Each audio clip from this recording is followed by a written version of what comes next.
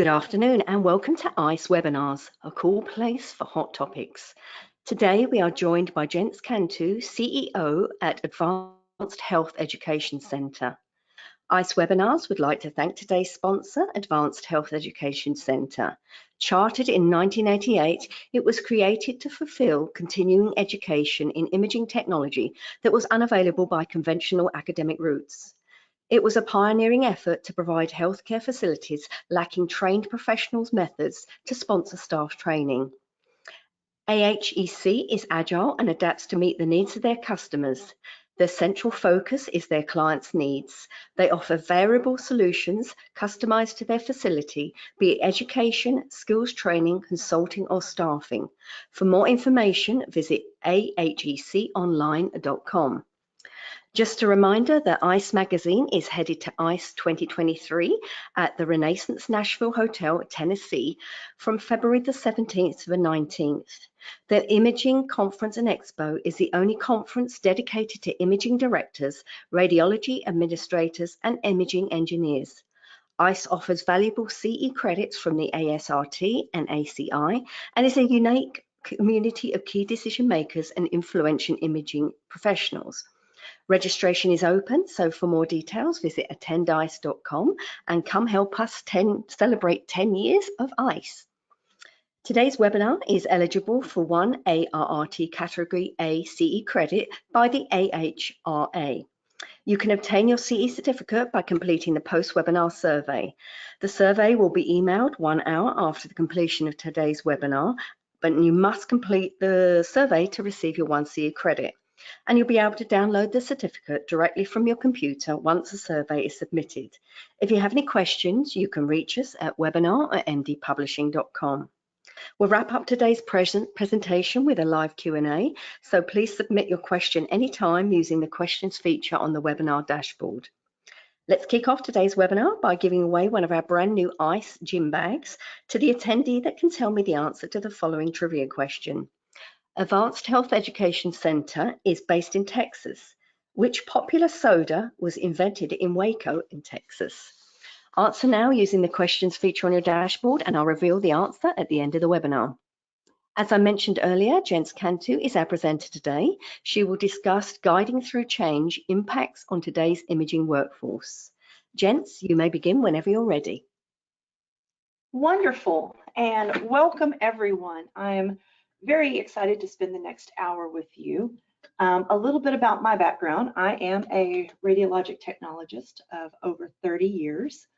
I have worked as a tech, as a supervisor, as a specialty tech in the cardiac cath lab, department director, and I've spent the last several years running our healthcare staffing company, MedRelief Staffing. So the current workforce and workforce trends is something that's very important, I believe, to all of us. And so let's get started, shall we?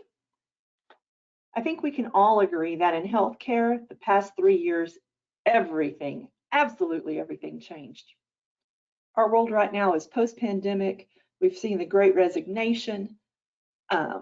We're facing the Silver Tsunami and definitely some economic uncertainty. We've all been talking the last several months about high inflation and gas prices. They're going up, they're coming down. The cost of living concerns. Are we in a recession? Are we not in a recession? You know, if it wasn't stressful enough, even the CDC has come out now and told us that the life expectancy for American citizens has fallen for the 2nd year in a row. It's declined from 77 years to 76.1 over the past year. This is the lowest point since 2016 and the worst 2-year decline for life expectancy since 1923, so 100 years. All right, so no, this doesn't mean we're going to have fewer patients. What it does mean is that the last couple of years have taken a toll on all of us. I will say in this white paper that the CDC wrote that they noted COVID was the #1 reason for the decline. Secondly was unintentional injuries, which was predominantly overdoses, heart disease, liver disease, the standards. And I know what you're thinking. Well, this is a cheery way to start a webinar, isn't it? Well, but realistically, it's just data that supports that there's a lot of pressure on today's healthcare workers. And in the workplace, things are changing. It's not all bad news, but let's dig down a little bit. Let's take a look at some of our objectives, okay? So a few of the things that we're going to talk about in the next 45 to 50 minutes will be examining trends and changes in the overall workforce, such as the Great Resignation, the Silver Tsunami. We're going to discuss trends and changes in a couple of specific modalities. We're going to discuss some of the challenges for both staff and leadership. And when there's challenges, there's always options or opportunities for improvement. And we're going to look at both sides for both technologists and leadership, because it's not just one side or the other. We're all in this together. Now, it wasn't very long ago that images are like this, they were everywhere. Time extended, our patients passed away, and honestly, over the past few years, we saw some of the best and unfortunately the worst in humanity. Our frontline healthcare workers took the brunt of all of this. And our leadership teams, well, they tried to guide us through something that none of us had ever seen before. And it's okay to reflect on times like this for both the good and the bad.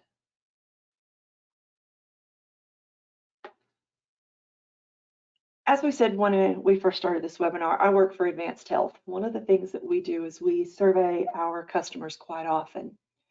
And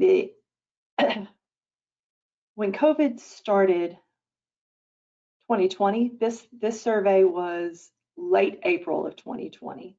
Back in the beginning, it had been going on for a few weeks. And COVID was already starting to change things then. If you notice back then, people were worried about their hours being reduced, being laid off, being furloughed. Then you jump ahead 2 or 3 years to today, and we can say things have definitely changed. This is just a little bit from one of our most recent surveys.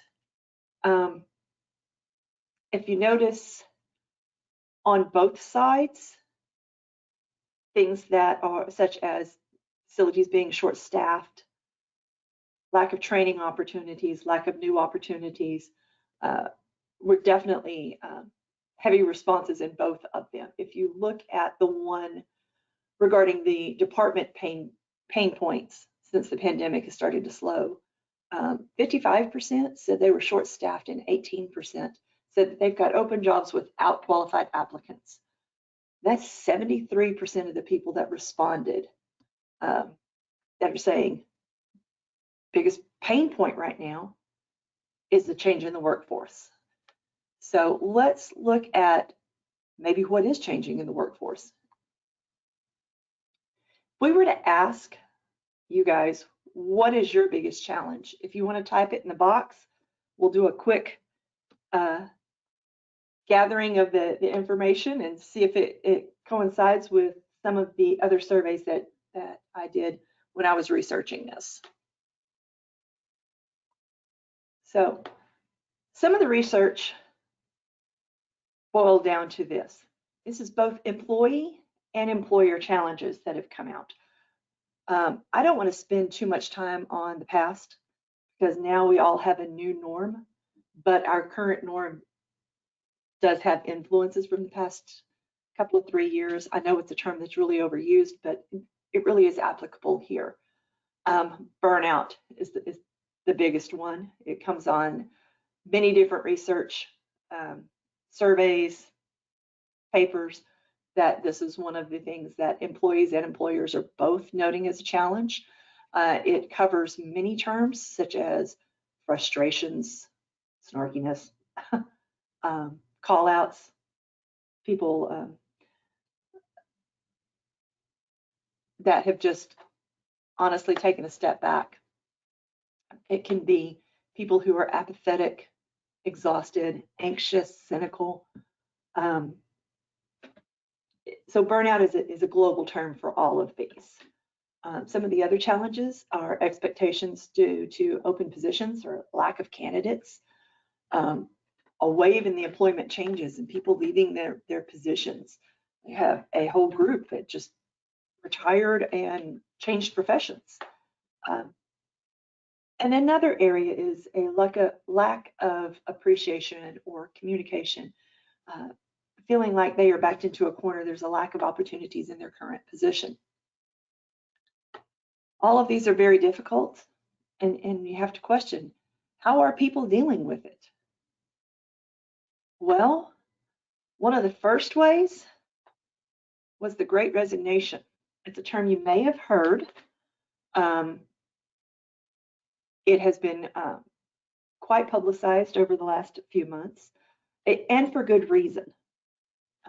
The Great Resignation was when the number of resignations across the board reached an all-time high.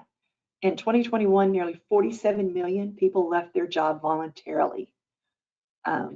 This was approximately 3% of the workforce, according to Forbes magazine.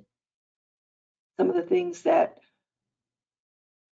also had an impact was the work from home orders, the imbalance between work demands and a lack of resources that had an impact, and people just became tired. We have also had a influx with our Gen Z employees, and their cultural attitude shift has definitely made a difference. It's definitely having an impact. So for those who aren't aware, Gen Z are those who are born after 1997. And this group is going to be fabulous in the next few years. The research with these guys show that they will have a tendency to change jobs a little bit more than previous generations, but they are driven. They have an entrepreneurial spirit. They have a great respect for responsibilities and cultural company cultures. And this group is less motivated by job security, but highly, highly motivated by job satisfaction.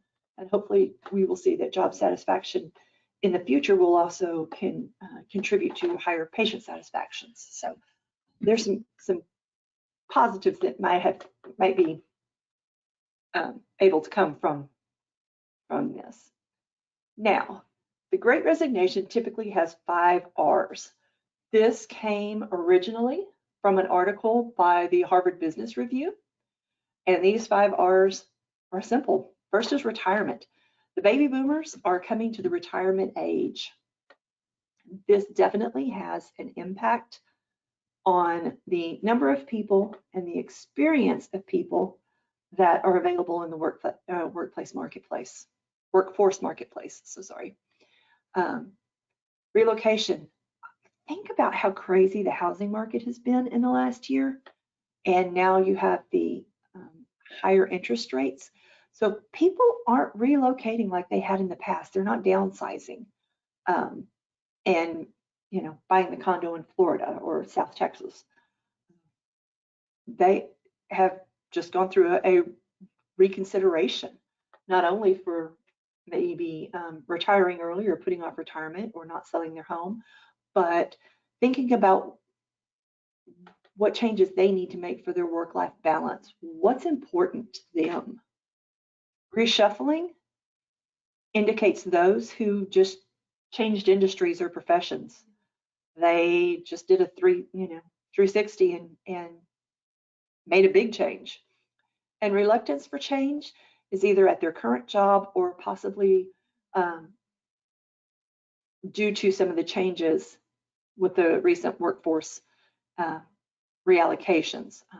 For some, not necessarily in healthcare, but it could be those that don't want to return to the office. They want to continue to work remote. But these are the things that they consider as the building blocks or the catalyst, I should say, for that Great Resignation. Well, the Great Resignation, the 47 million leaving, isn't the only thing, and the pandemic wasn't the only thing that affected today's workforce and the challenges that we're having in today's workforce. We've discussed the Great Resignation, and the next phase after the Great Resignation was called the silent resignation. You may have also heard this as quiet quitting. Quiet quitting and the silent resignation does not mean that you're quitting your job. It means that you're pulling back. You're not going above and beyond in your workplace anymore. You're not taking that extra call. You're not pushing to do those extra patients while you're on shift. It is a pulling back just across the board. A common phrase that has come through this, whether you agree with it or not, is I'm acting my wage. This is not a new movement, but it has been brought to the forefront via social media. We'll talk about that here in a minute. And the Gen Z workers help lead the quiet quitting, not only because of the social media, but because they have expressed the need to have a better harmony with a work-life balance. Okay.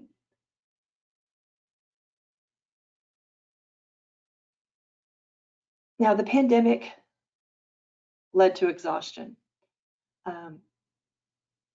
We've obviously discussed this a little bit before, and I think all of us either have felt that or know someone who has been affected by it.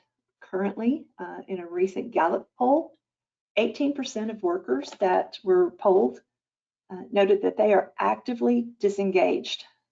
And this is the highest it has been. This 18% is the highest percent of disengaged work in the workforce from this Gallup poll in over a decade. Now, some employees feel it is self-protection, and other employees feel it's detrimental to their coworkers and to their patients. So, as we said, this quiet quitting term did become more popular in the last few months. It started off, honestly, as a TikTok video. It is not one that will be easily resolved. It is one that will take good communication for all who are involved. But it's not just quiet quitting. Nope, there's always two sides to every story, right? So if there's quiet quitting, there's also probably quiet firing. They also call it the silent termination. And this is when an employer purposefully treats a worker badly to try to get them to quit. Examples of purposely treating someone terribly could be including assigning them to tasks you know they don't like, or abruptly changing their role, their hours, their job duty assignments. It is a passive-aggressive, in my opinion, poor way to manage poor performers. 80% of the respondents in a recent LinkedIn news poll say they have seen or experienced quiet firing themselves. This one's kind of hard to keep in mind, that not all changes or requests and changes in schedule will be quiet firing. There are times, especially if you work in a hospital, we have a responsibility to our patients, and so the manager, the director, may have to ask you sometimes to cover a shift if somebody called off sick or covering for a vacation. You have to do that in order to be able to meet the patient's needs, but that does not detract that this does sometimes happen. This honestly goes back to employee engagement, communication. There is a responsibility for both the employee and management. And this is a direct reflection, honestly, of a company's culture. So it is something to keep in mind, both quiet quitting and quiet firing. Well, there's a lot of other things that have had effect on today's workforce. We've not just the Great Resignation, the quiet quitting, the quiet firing. Some are just leaving the profession. Remember that reshuffling that we talked about in the 5 R's of the Great Resignation? Well, according to the Motley Fool, one Microsoft survey recently said that up to 46% of American workers are looking to make changes in their profession. They did a survey of those who were part of the Great Resignation and left their profession completely. 20% of those guys said it was directly due to COVID. Some are going back to their profession. Some, the changes are permanent. But it all doesn't revolve around COVID. And so let's look at some of the other things that are directly affecting today's workforce or will have an effect on the workforce in the next couple of 5 years. As I said, the workforce is changing. We've got things like the Silver Tsunami, Gen Z expectations, the salary expectations, that work-life balance. We're going to talk a little bit about that because ironically, it's not exactly what people think of, at least in part. And then the lack of qualified applicants or the open and unfilled positions.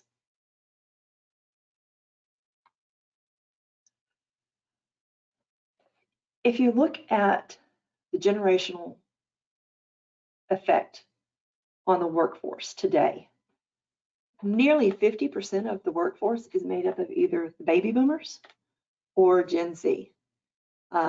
One's hitting the retirement age, and for the next few years will be exiting, and the other one is graduating from college, graduating from school, and entering the workforce. A Pew Research survey showed that by 2025, Gen Z will be the largest portion of the workforce. These generations, what motivates them, how they react, quite honestly, are vastly different. And our last slide, we talked about some of the challenges, and one of them was the Silver Tsunami, right? So let's look at that one a little closer. The Silver Tsunami. This refers to the number of people in the baby boomer generation. By 2030, this is going to be 72 million of our population. These 72 million will definitely have an impact on the healthcare needs with an increase in the aging population. They're also going to have an impact with the number of people retiring and leaving the workforce. This is something that we as managers have to plan for within your employee dynamics. All right. According to Pew, 10,000 Americans turn 65 daily. And in 2030, the last of the baby boomers will be 65. All right. All of this means that there is going to be an increase in Medicare cost. With this many people aging and changing their insurance, it's going to change the payer mixes. With age comes an increase in patients with chronic ailments, and we're going to have an increase in people retiring, which is not only the volume, but the experience that these wonderful technologists have. This gives us anywhere from 5 to 7 years to plan for the majority of this portion of our workforce to be exiting. And so it definitely needs to be planned, part of your future plans for your departments or with individuals' choices, right?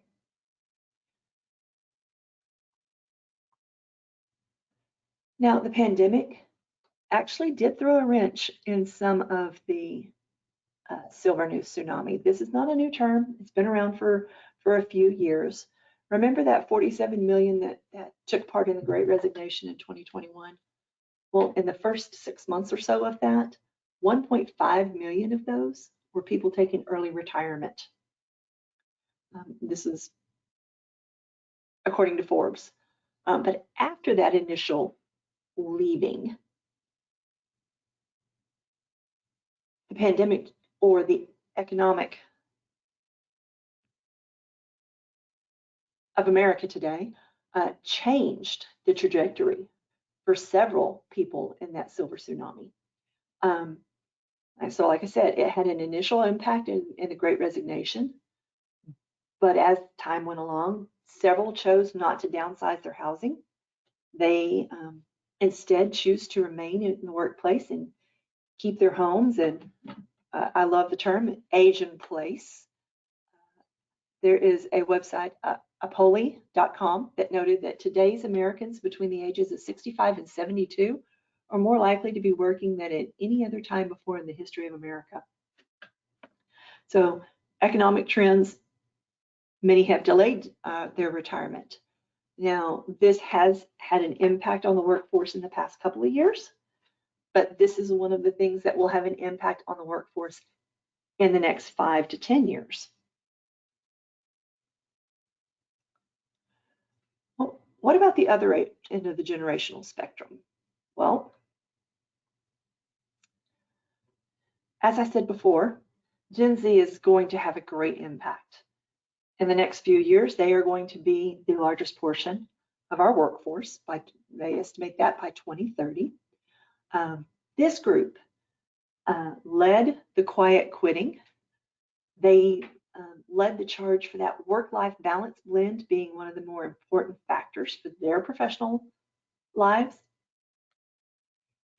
They value corporate responsibility, environmental responsibility, the giving back to other members of society. And these guys have an entrepreneurial spirit that we've not seen recently. 14% have their own business or a side gig. They are go-getters. So some of the other impacts that we're seeing these guys, because they are less likely to gravitate to job security versus job satisfaction, they're working PRN instead of full-time and have their job on the side. They will work selective scheduling or be hired to work selective scheduling, like 410s instead of 5/8s. They don't look at regular benefits, but they value other things such as freedoms and leadership that is important to them. And it's important for today's leadership to recognize this and the impact that it's going to have, again, just like the Silver Tsunami, on the next 3 to 5 to 7 to 10 years on the imaging workforce. But all of these challenges or changes to the workforce aren't just generational. There are many other influences, and we're going to discuss just a few. Salary expectations. This is one that probably isn't a surprise to people, but there are some interesting tidbits regarding it. We would hope that we didn't get into healthcare just because it is a stable, well-paying job. We hope that many of us got into it to make a difference, but it's a whole lot.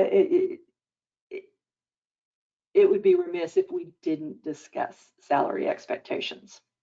Okay. There was a recent survey from the Federal Reserve Bank of New York. That article was very interesting. That the minimum that the responders would look to accept is $73,000 a year. Now, that is vastly different than the $8.95 I made on my first radiology job, right? Okay, so it was about 157 years ago, but nonetheless, many listed today's high inflation and increased cost of living as a reason for needing such a high salary.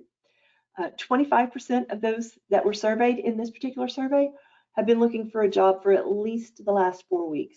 And this is the highest rate that is looking for a job since 2014. So let's think about 2014. That was post last recession, but pre-pandemic. So today's economy, the high inflation, the unemployment, inflation is high, but unemployment remains low.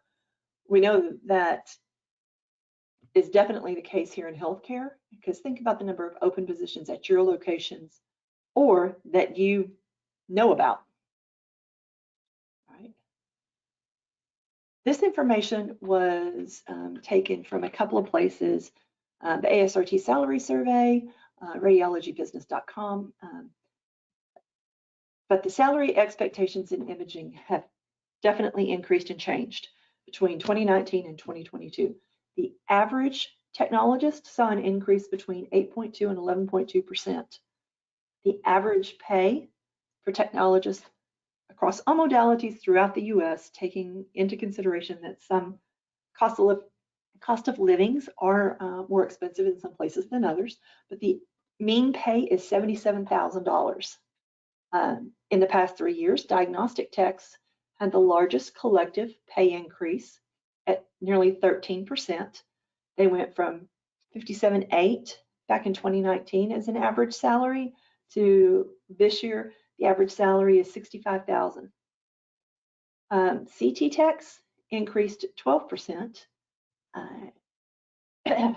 from an average of just under 70,000 to now just over 78,000 in 3 years.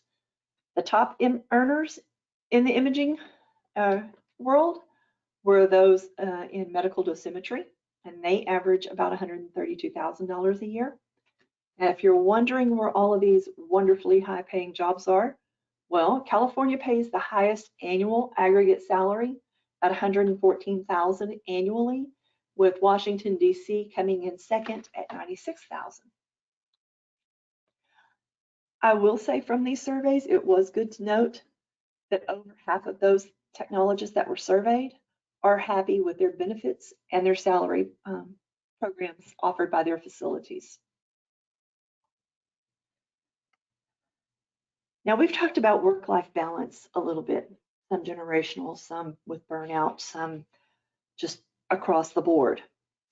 Work-life balance, or the work-life blend, is defined as the division of one's time and focus between working, family, and leisure activities. I think quite often, many people just think it's, what am I going to do outside? You know, it's us versus them, it's work versus the outside. And that's not really what that blend or balance is about. The inability to find that balance is very, very frustrating to many. It helps to have a purpose or a hobby that will help you reach these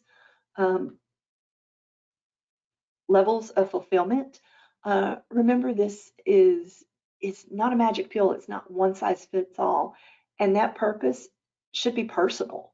It could be art or cooking or travel, rescuing dogs.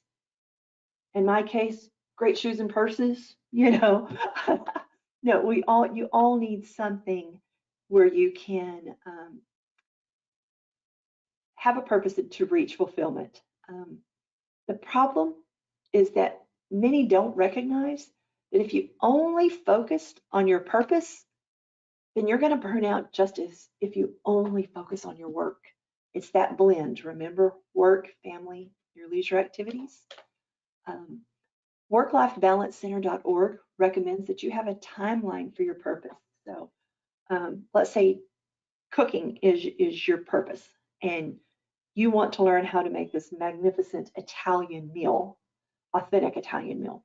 So you set up the classes, and so you maybe set a 3-month and a 6-month, and by the end of the year you can have a feast for your family.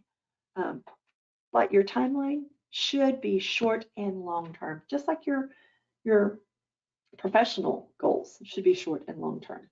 But the ultimate goal with all of this is finding a joy and an acceptance and a truth and a balance in all aspects of your life.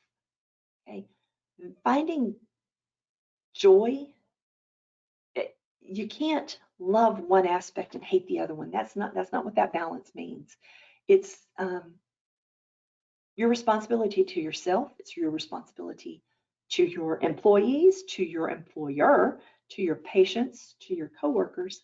And it is also a vital step in that employee engagement that people will be allowed to have that work-life blend. Okay. According to the Bureau of Labor Statistics, on average, there's about a 24% open rate in imaging across the board. So what does this mean? Well, healthcare occupations are projected to grow 13% in the next 10 years. Part of that is due to technical advances. Part of that is due to the needs to an aging population. Part of that is due to that silver tsunami and the people who are leaving. In radiology, there's currently approximately 16,600 open jobs annually. Again, that's about 24%. Currently, there are just about 223,000 technologists that are employed. Most of us are employed in hospitals or physician practices or outpatient centers. There is hope with this open rate. I've read several articles that the number of applicants to healthcare schools are increasing post-pandemic, people that do want to make a difference. One example I'll give you is the American Association of Nursing Colleges noted that they had an increased student entry level of 3.3% last year. So it may take a couple of years, 3 or 4 years, but this is an important thing for encouraging people to enter our profession for leadership when they need to be working with the Human Resources Department, the applications, on what the ads say so that they are compelling for people to apply. That the right terms aren't being caught up by the ATS, the applicant tracking systems. You know, we no longer go and fill out your application by hand, either in HR or take your resume down to the director of radiology. Everything goes through an ATS, it's an applicant tracking system. Everything's done online. So making sure that the ATS has wide enough variables that you can see the potential applicants and that they don't get lost in the shuffle. And it's important when it comes to the open positions and opportunities, especially in the advertising and the locations that you're advertising, that you set yourself apart, that you set your team apart to attract different applicants, be it Gen Z, Gen X, somebody who wants to work PRN. There's a lot of opportunities that maybe now we should look at that we might not have looked at in the past to help with some of these open opportunities. Lack of qualified applicants. As we said, we know it's frustrating. The schools are working on it. We are seeing an increase in student applications. However, that will take a couple of years. It was quite often in my research listed as one of the biggest concerns. It was usually top 3 on surveys as to frustrations or what's going on in today's workforce. The lack of qualified applicants definitely adds to both leadership and staff. For staff, it's because they're tired, they're burning out, they want to take a vacation. For leadership, it's, you know, today's managers and directors, they are stuck in the middle quite often. They're trying to meet the expectations of the patients, but they're also trying to meet the employee expectations. And that's a really, can be a cumbersome place to be. And for some of the applicants, it's an economically motivated thing. In the staffing world, you will hear the term that people will leave for $1, another $1 an hour. It does happen, unfortunately. That is where that company culture and that reputation and that team employee engagement becomes a factor and becomes an important portion. And guys, there's a big misconception that everyone went to take travel assignments. We run a staffing company. We do have travelers. I'll be transparent with that. We did see an increase during the pandemic, but now the trends that we're seeing is people are settling back into full-time jobs for stability. And the reality is, if you have been in this field for more than 10 years, you know that this is a cyclical thing, that where there's an imbalance of either openings or positions available.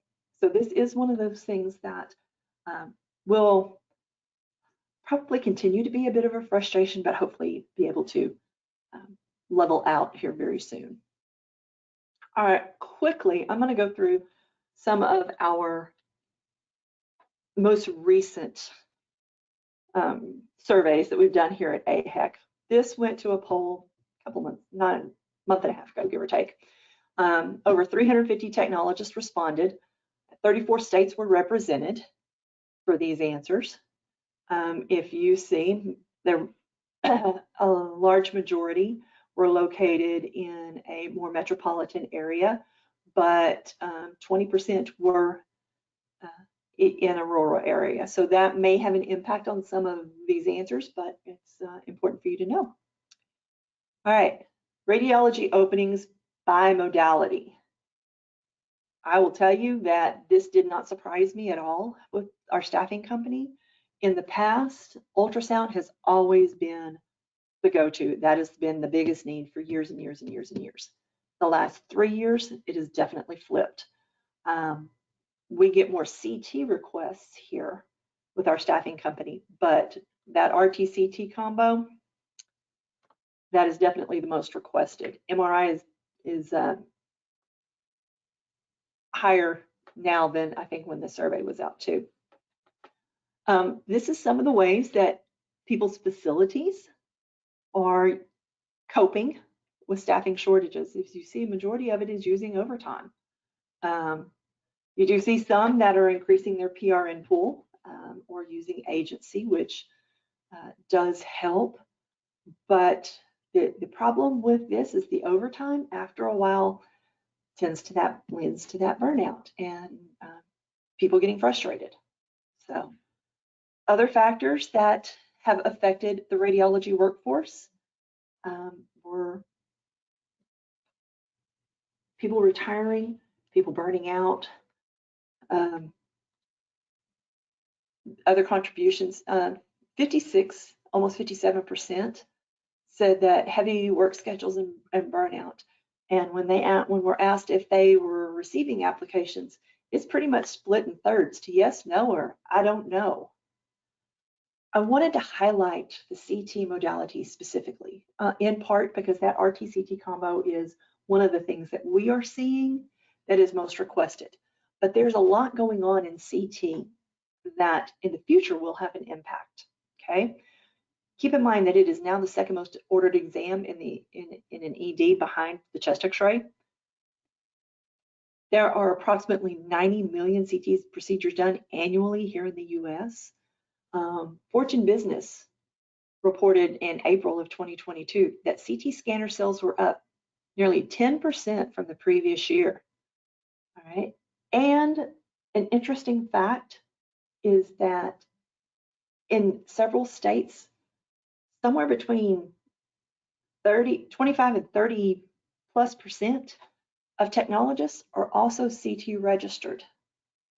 Okay, why are the CT stats important? Well, it's a direct correlation with some of the modalities that we saw earlier. Technical advances like the portable CT and things that are continually advancing, some of the AI stuff that goes along with CT, the new photon counting CT, this is going to be growth opportunities. And so this particular modality is something that in the future, I believe we will see more challenges for our workforce teams. All right.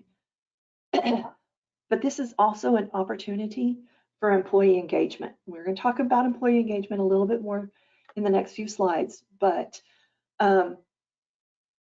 training, employee engagement, training allows professional growth. It gives advancements amongst your team. New challenges help prevent burnout of the team. And it helps improve morale for those who felt like they were cornered or stifled, as you may recall in some of our earlier surveys, okay? Pardon me.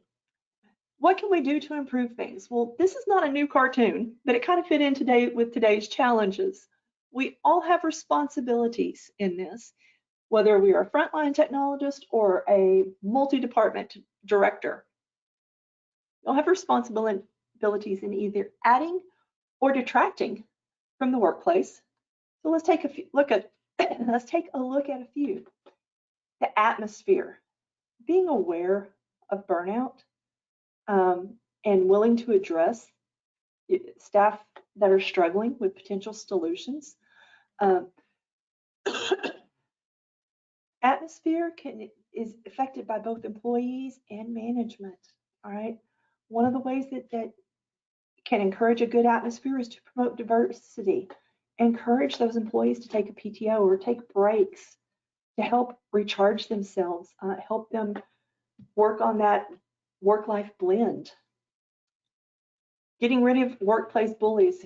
I know that probably people are going, oh, but so-and-so has been here for 22 years. She doesn't mean it. That she'll do anything, she'll work any shift.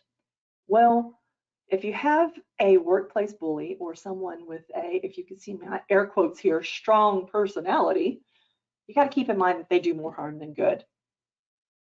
There was a recent survey by Statista that showed that the #1 reason for job satisfaction is not having great equipment, although it doesn't hurt. It is their work life.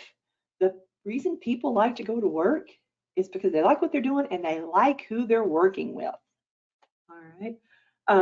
Another one of my favorite things that I found was buy plants, not pizza. We're all tired of pizza parties, especially if you work third shift and you get stuck with the cold leftovers.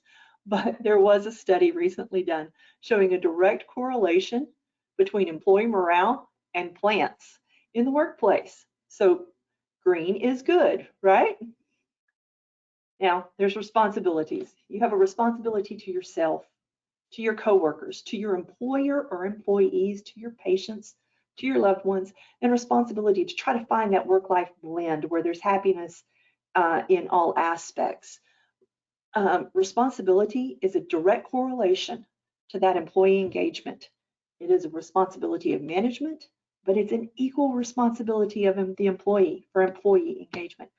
I know it sounds silly, but wouldn't it be a nicer world if we all went back to that golden rule, that we addressed our own possible burnouts or cynical, terse responses? If we can change our outlook, taking responsibility for our communications, then think of the strife and other things that could be eliminated. Okay, and everything always boils down to communication, right? I know this is not a surprise. Again, it is a responsibility and importance for both employers and employees. It is a two-way street. And if there's transparent communication, people are in the same vein, hopefully it'll eliminate some of the problems that led to that burnout and that frustration. Communication should be open and engaging. When there's a project or in a department, there should be clear objectives and expectations. It should be fair. Part of communication is recognizing staff or your coworkers. Be sincere. Be generous with your praises. 78% of employees that were surveyed in a survey we were talking about just a second ago said that receiving recognition motivates them to do their jobs. Think about that, 78%. When we've all been tired and suffering burnout, that's an easy way to make a difference, isn't it? And keep in mind that when you communicate, not only should it be sincere, it should be transparent, especially if it's a difficult topic, because people, just like you and I, respond to honesty and respect. Education and training. Remember, in some of our surveys, there was a lack of opportunity or growth listed for some of the employee disengagement, and disengagement is higher now than it's been in 10 years. Education and training show the employees that they are valued. And as an employee, it gives me an opportunity to learn a new skill or new things. It can help with that work-life balance. And this can be something such as CT, MRI, or leadership. Think about those who have the possibility or the talent to become a potential supervisor. Which leads us to grooming tomorrow's leaders. It's mentoring, it's coaching. This addresses the lack of growth concerns. It is a direct indication of your company's culture. Working in mentoring prevents future leadership issues. Keep in mind that 75% of employees quit their job due to problems with their supervisors. So if we groom our future supervisors, I've said it before, I'll say it again, the hardest job I ever had was that frontline, very first supervisory job. So if we can groom those, think about the impact that will have on the workforce in the next 3, 5, 7, 10 years. I personally have been very lucky. I've worked with one of the legends here in the world of diagnostic imaging for over 20 years. Through their mentoring, her mentoring, I had the confidence to go back and get my degree, my master's degree. I joke that I've got 3 really pretty pieces of paper that's on my office wall, but realistically, I learned more from her and those practical applications in the time that she spent teaching me and investing in me. And now I get to pay that back with mentoring moments with our current staff. And lastly, one of the things that I would encourage all of us to do, it's an important portion for promoting our profession. It is also an important tool for communications, and that can help solidify our profession, and that in turn, the workforce, is advocacy. Participate, volunteer, whether it is an extracurricular thing, a committee, a fundraiser for the new pediatric wing, or the walk in October for breast cancer, whether it's a professional task, something there in the office. Join your local, state, or national societies. This is when you invest in advocacy, you're investing in yourself and your profession, and in turn, the workforce. So, quick review here, and then we're going to go to the questions. Today, we've discussed changes in the workforce with Great Resignation, the Silver Tsunami, quiet quitting, quiet firing. We discussed challenges such as salary, work-life balance, open positions, and we also discussed some of the opportunities for improving the workforce, employee engagement such as atmosphere, communication, education, mentoring, and advocacy. So now is the time. If you have any questions, please type them in the box. And the next step, while we're waiting on those, is following this, you'll receive an email, like Ms. Linda said. You fill out the survey, and then you'll be able to print your certificate. If you would like additional information or have any specific questions that you didn't get to ask today, this is my email, and I'll be happy to answer those. And at this point, I'll turn it back over to Ms. Linda. Great, thank you so much, Jence. That was so interesting. I've got a couple of questions here. You noted that education opportunities are important to employees. How can I expect my other staff to train when they're already burnt out or short-staffed? That's a good one. That can be tough, no doubt, but it is part of that employee engagement. And it can be reimbursing if they go to a junior college. It can be something like a professional education, like we have here at AHEC, for example. If you're looking for mammography techs, it's we do the 40-hour MQSA, and then they come back and get the 25 exams. But it's also presenting to those employees who are feeling a little overwhelmed that you are trying to not only help employee A gain additional skills, but trying to help the needs and the concerns of employee B to give them some relief going forward.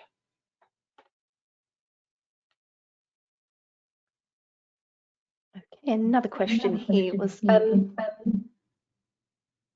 quiet quitting started by social media. Can you please tell us a bit more about that? Yeah, it actually started on TikTok, and if you go down the rabbit hole on TikTok, some of those videos are hilarious. But it started with people who one particular video, and then caught on like any viral thing does, where it is um, basically reiterating why they felt going above and beyond for their company wasn't satisfactory to them anymore, and uh, it took off quickly. In within a matter of months, it was definitely a buzzword. Uh, Again, the power of social media.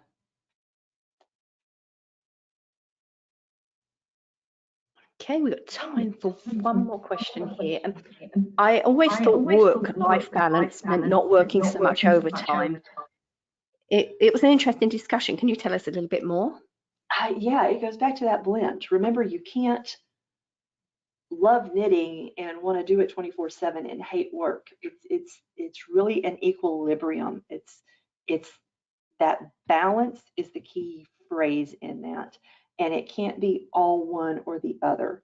It is, and it's got to be your social, whether it's your family, your friends, finding the enjoyment in work instead of being polar opposites, loving one and hating the other. It's finding the joy and addressing the frustrations so that there is more of a balance and not just an overwhelming negative aspect to one area of your life. Okay, we've got time for one more question, and it is, have you seen hospitals partnering with schools and funding educator positions at schools? Yes, actually, ironically, we are working with one large health system right now where they are taking their diagnostic technologist and offering them a program to become mammographers. They go through an interview process, and then they will assist with either their training or reimbursement of their training, and allowing technologists to move into a different modality. And again, that is an important part for your employee engagement, so that people don't feel like they are stifled and stuck in a corner. Okay, that's great. We have come nearly to the end of our hour, so we will wrap up now. So thank you, Jence, for your time today and such a great and informative presentation. I'd like to encourage everyone to visit today's sponsor to learn more about the services they provide to our industry. So please visit aheconline.com. As promised, the answer to today's trivia question is Dr. Pepper. So congratulations to our winner, Jennifer Alexander. Enjoy your gym bag. And a quick reminder, you can attain your certificate by completing the post-webinar survey, which will be emailed 1 hour after the completion of this webinar. You must complete the survey to receive your 1 ARRT Category A CE credit by the AHRA, and you'll be able to download the certificate directly from your computer once the survey is submitted. If you have any questions, you can reach us at webinar@mdpublishing.com. Visit icewebinars.live for more details of upcoming ICE webinars in 2023 and get your complimentary registration. Thank you once again for your time today, and I hope you enjoy the rest of your day. Thank you.